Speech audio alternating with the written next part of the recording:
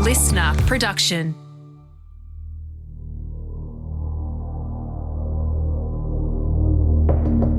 An iconic Australian musical act is accused of ripping off one of its most famous riffs. The court challenge over the song Down Under by Men at Work, an Australian rock anthem released in 1981. The legal battle spanned from 2009 to 2011 and centred on allegations that the song's distinctive flute riff infringed the copyright of Kookaburra Sits in the Old Gum Tree, a children's folk song written in 1934 by Marion Sinclair. I'm Dan Mullins. This is Crime Insider's Judgment, a deep dive on a judge's final verdict of a crime and what transpired to incite that judgment. In this episode of Crime Insider's Judgment, we look at the background of the song, the initiation of the lawsuit, the court proceedings, the outcomes, and the broader implications. A major chapter in Australian music and legal history. Men at Work is an Australian rock band that emerged from Melbourne in 1978 and became one of the most successful musical acts of the early 1980s globally.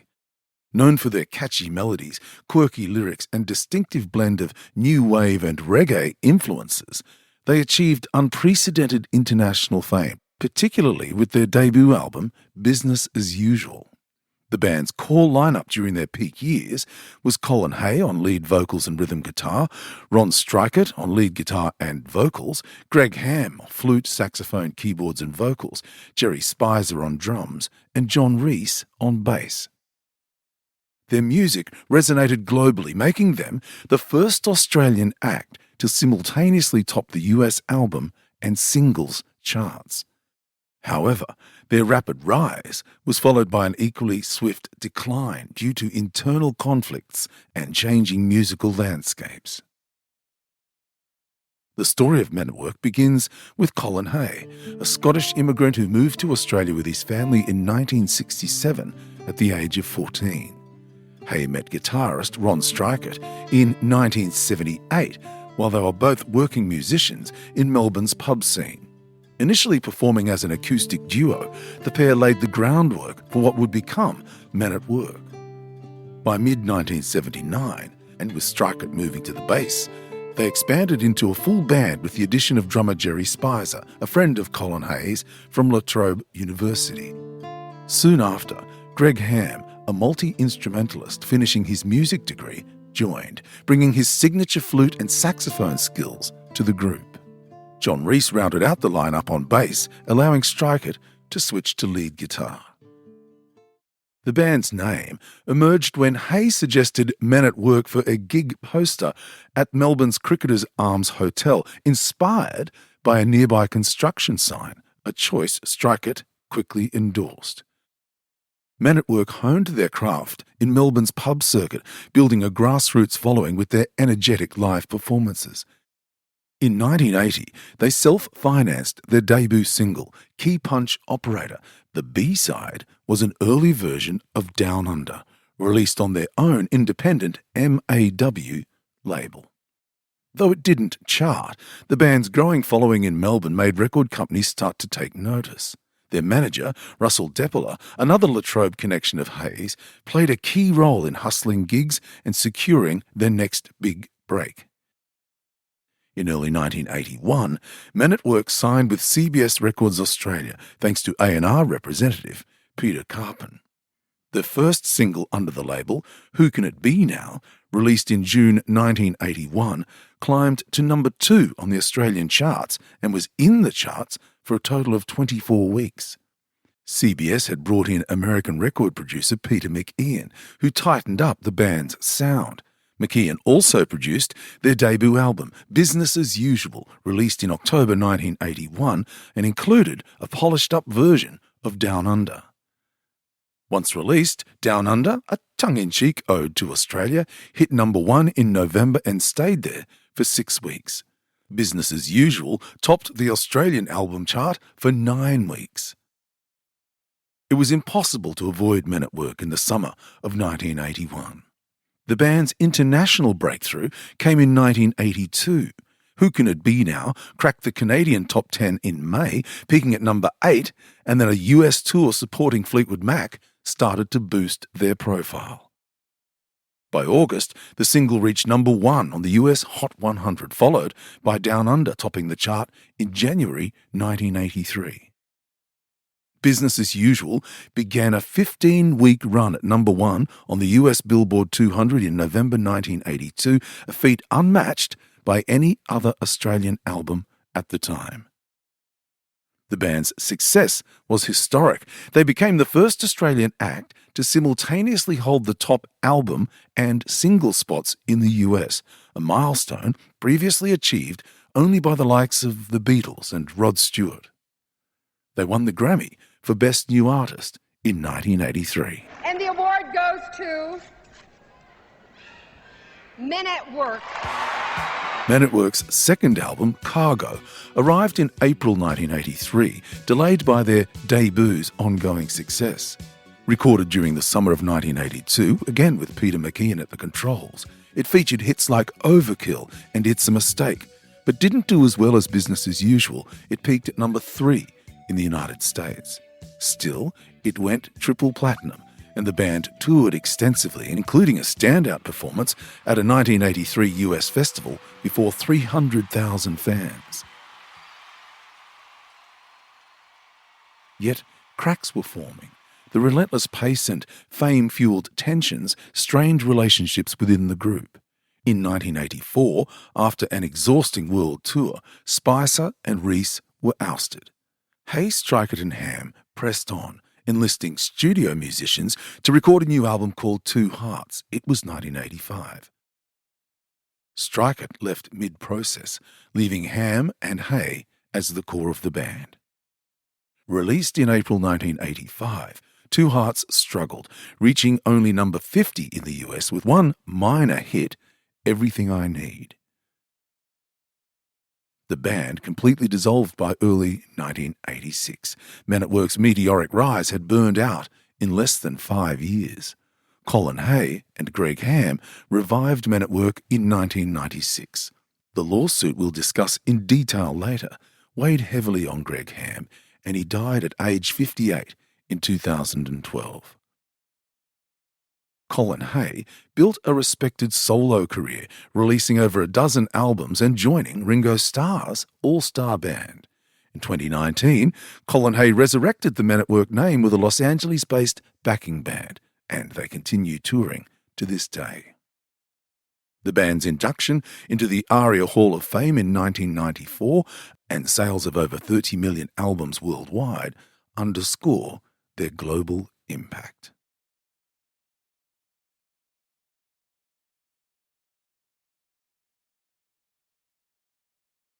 Down Under was written by Colin Hay and Ron Strykert. Its second recording, with Peter McKeon at the helm, became an unofficial Australian anthem, celebrated for its playful lyrics about Australian culture, Vegemite sandwiches, men chunder, and a land where women glow and men plunder. The flute riff, a whimsical flourish lasting just a few seconds, became one of the song's defining features. Played by Greg Ham, it added a quirky, nostalgic tone, complementing the song's laid-back reggae pop vibe. For almost 28 years, Down Under enjoyed unchallenged success, becoming the soundtrack to events like Australia's 1983 America's Cup victory and the 2000 Sydney Olympics closing ceremony, cementing its cultural significance. Kookaburra Sits in the Old Gum Tree is a 4-bar nursery rhyme penned in 1934 by Marion Sinclair, a Melbourne schoolteacher, for a Girl Guides competition. Sung in a round, its simple lyrics celebrate the native Australian bird. Kookaburra sits in the old gum tree, merry, merry king of the bush is he. Laugh, Kookaburra, gay your life must be. The song became a beloved staple at campfires and schools across Australia, New Zealand and beyond. Most people assumed that the song's copyright was in the public domain, meaning it was free to be used without infringing copyright. Marion Sinclair died in 1988, and in 1990 her estate sold the copyright of the song to Larrikin Music Publishing for a modest $6,100. Founded in 1974 by Warren Fay as a folk label, Larrikin was later acquired by Music Sales, a multinational corporation with Norman Lurie as its managing director. Under Lurie's stewardship, Larrikin began policing the use of Kookaburra Sits in the Old Gum Tree more assertively, setting the stage for this eventual clash with Men at Work. The legal challenge over Down Under began unexpectedly in 2007. It followed an episode of the ABC's music quiz show Spicks and Specks. Here's the moment everything changed. Name the Australian nursery rhyme this riff has been based on, as well as the name of the man playing it.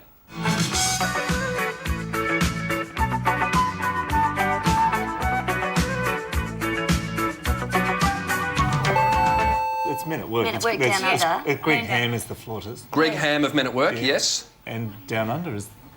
No. We don't know that. That riff has been based on a nursery rhyme. All right, I'll give you one more listen to it. This bit especially.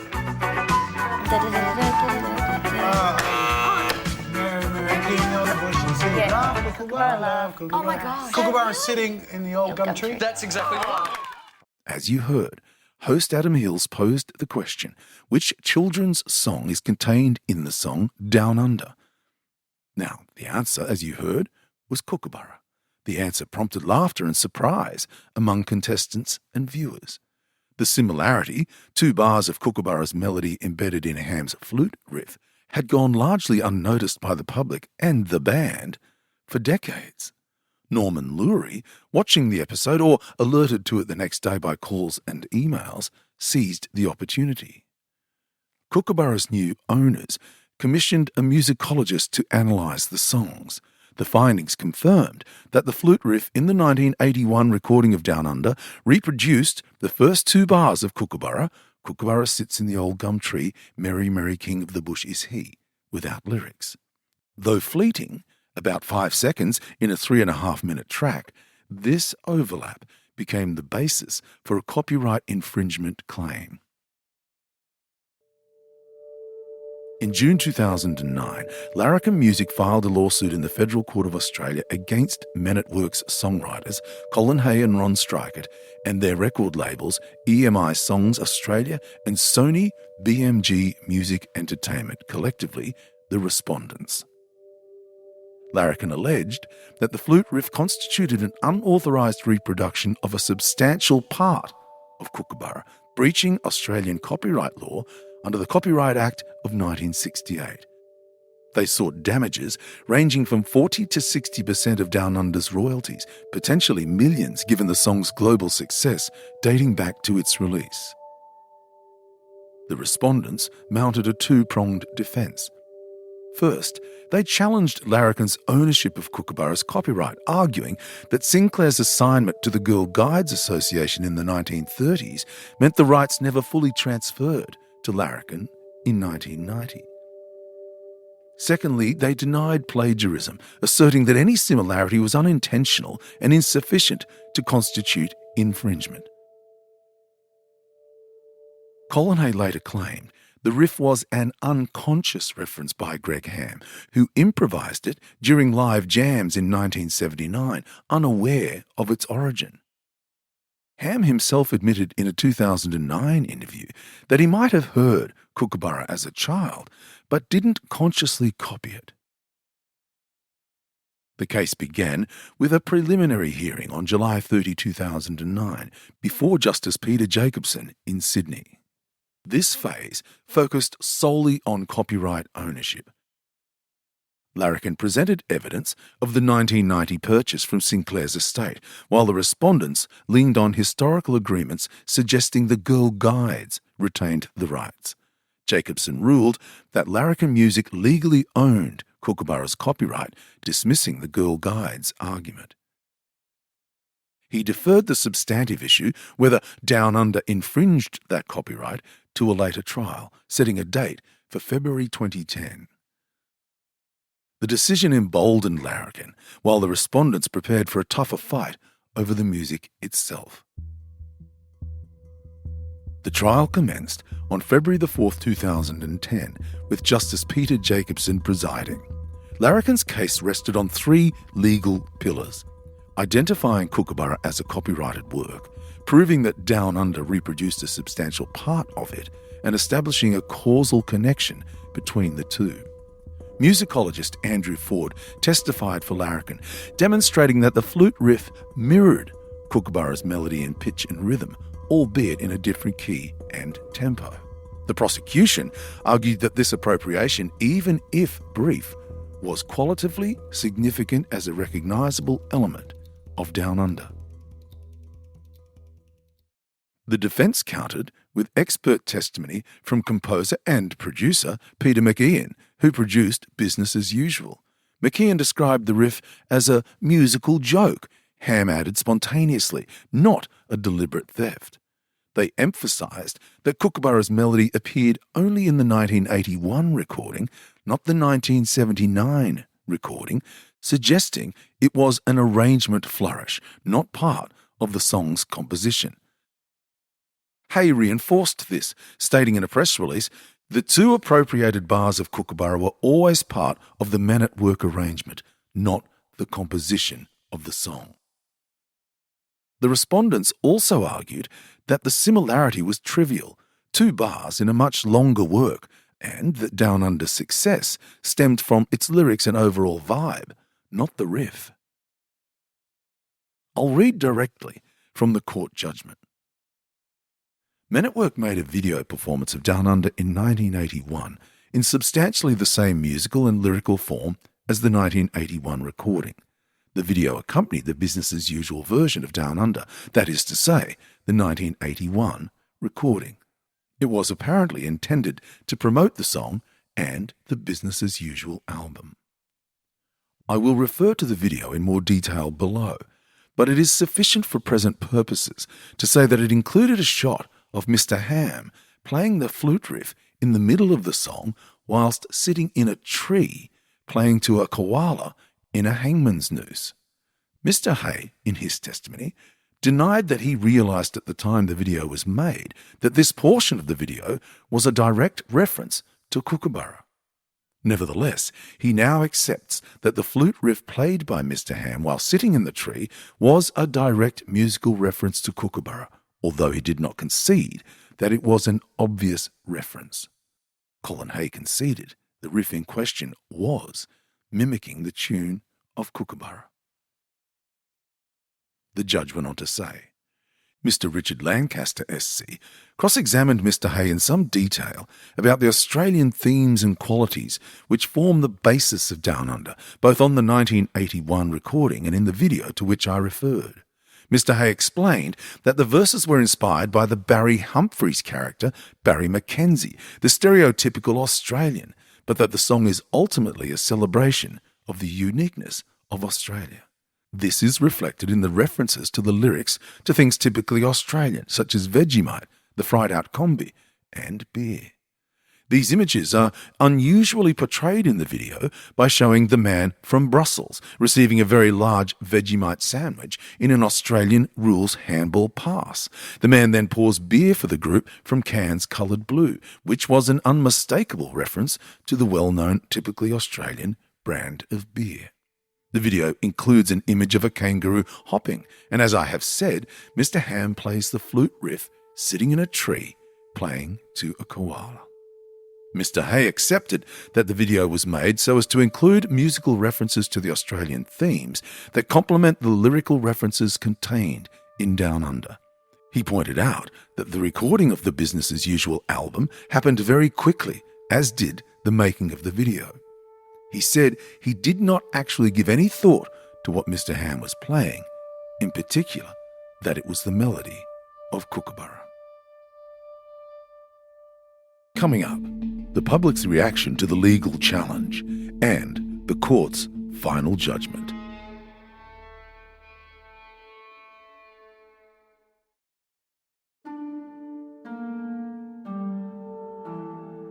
Public reaction to the case split sharply. Some saw Larrikin's claim as opportunistic, noting Sinclair never objected during her lifetime. She died in 1988, after Down Under's peak.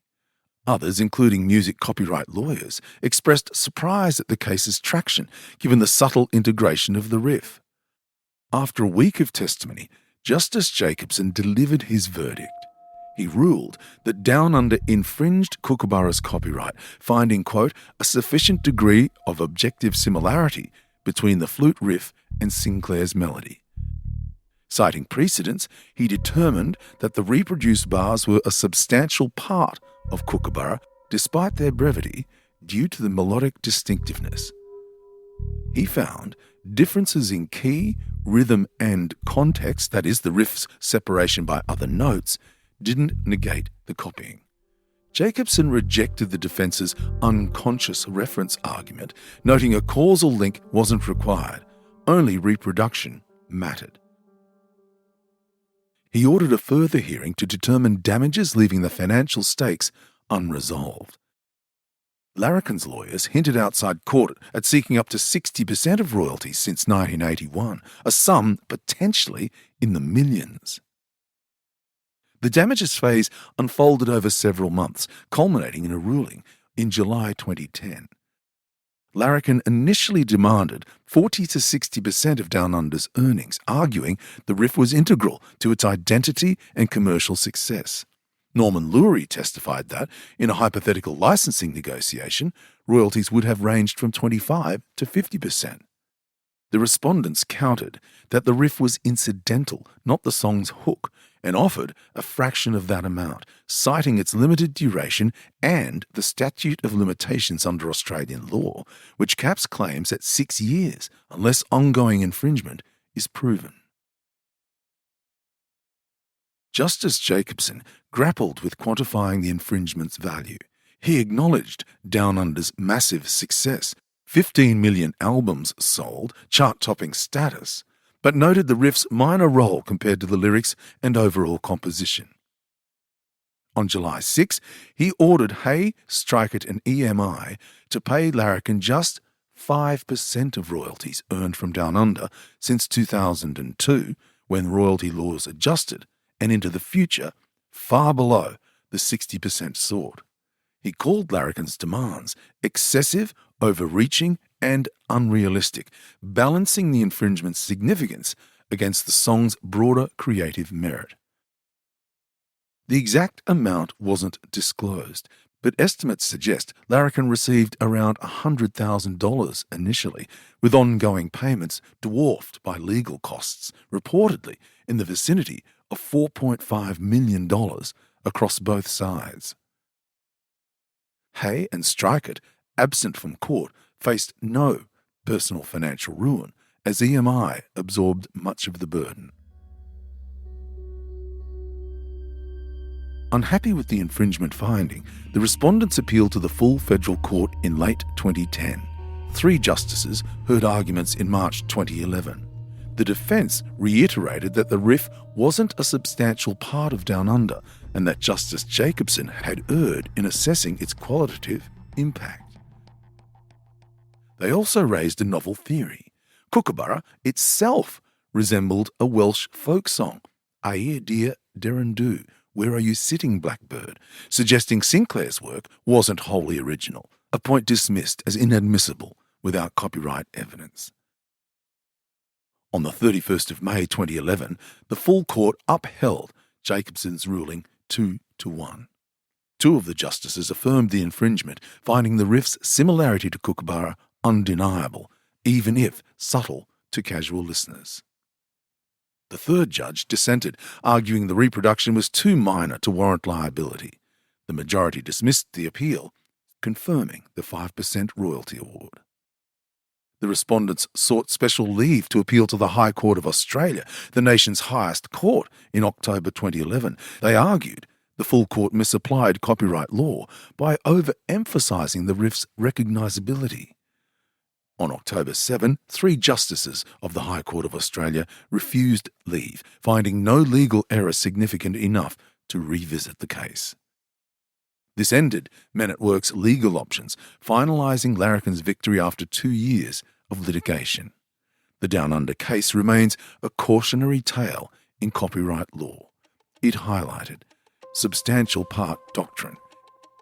Even brief reproductions can infringe if qualitatively significant, a principle reinforced in this case. Unconscious copying. Intent isn't required. Reproduction alone suffices, challenging artists' creative freedom. And corporate copyright. Larrikin's ownership shift from Sinclair's estate to a multinational underscored how folk works can be weaponised. And public domain perception. Kookaburra's assumed accessibility misled artists, exposing gaps in copyright education. Back to Justice Jacobson's final judgment. I have come to the view that the 1979 recording and the 1981 recording of Down Under infringe Larrikin's copyright in Kookaburra because both of those recordings reproduce a substantial part of Kookaburra. I am also of the view that Larrikin is entitled to recover damages from the respondents for the infringements, notwithstanding the defences raised by the respondents. Nevertheless, I would emphasise that the findings I have made do not amount to a finding that the flute riff is a substantial part of Down Under or that it is the hook of that song. The question of what percentage of the income of Down Under ought to be paid to Larrikin has not been determined in this part of the proceeding. Whilst the issues which I have determined in this part of the case have a bearing on the question of what is the appropriate percentage, the ultimate determination of that question will depend upon the application of legal principles and factual considerations that have not been dealt with in this part of the case. The respondents submit that Larrikin's claim to be entitled to 40 to 60% of the income grossly overreaches a proper allocation of any such entitlement. The case took a devastating toll on Men at Work members. Greg Ham, who died of a heart attack in April 2012, aged 58, was deeply shaken. In a 2009 interview, he said, "I'm terribly disappointed. That's the way I'm going to be remembered, for copying something." Colin Hay, in a 2015 documentary, Waiting for My Real Life, linked the stress of the lawsuit to Ham's death and that of his own father, Jim Hay, in 2010. Hay maintained the riff's inclusion was innocent, saying, "I know there was nothing appropriated from anything." The ruling sparked outrage among fans and artists, who saw it as a cash grab by a corporate entity exploiting a folk song Sinclair never contested during her lifetime. The case fueled debates about the fairness of copyright law, with critics arguing it punished creativity rather than fostering it. The Australian Law Reform Commission's 2014 report later recommended a fair use exception, which was absent in 2010, which might have excused Ham's riff as a harmless tribute. Colin Hay re-recorded Down Under in 2012 for Telstra's Olympics campaign, altering the flute part to avoid future disputes. The original remains an Australian classic. Thanks for listening to Crime Insider's Judgements. We love hearing your feedback, so please rate and review this episode. If you have a case you want us to cover, let us know via Instagram at LiSTNR Crime or TikTok at LiSTNR Crime Team. I'll be back again next Thursday with another case. I'm Dan Mullins. Thanks for listening. This series was recorded and produced on Gadigal land.